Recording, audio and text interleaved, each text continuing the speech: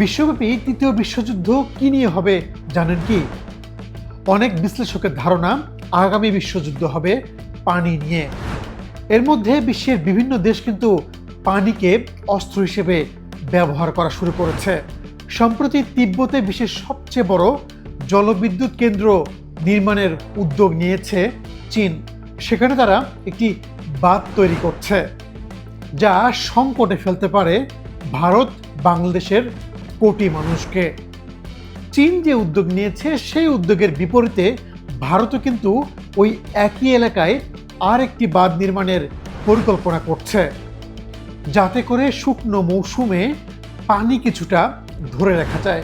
কারণ ভারতের ভয় হচ্ছে চীনের বাঁধ নির্মাণের পর শুকনো মৌসুমে অরুণাচল, আসাম হয়ে পানি পাওয়া যাবে না।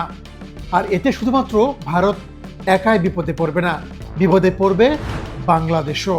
কারণ হিমালয় হয়ে তিব্বতের যে নদী দিয়ে বাংলাদেশে যেই নদীটি প্রবেশ করেছে তার নাম ব্রহ্মপুত্র নদ।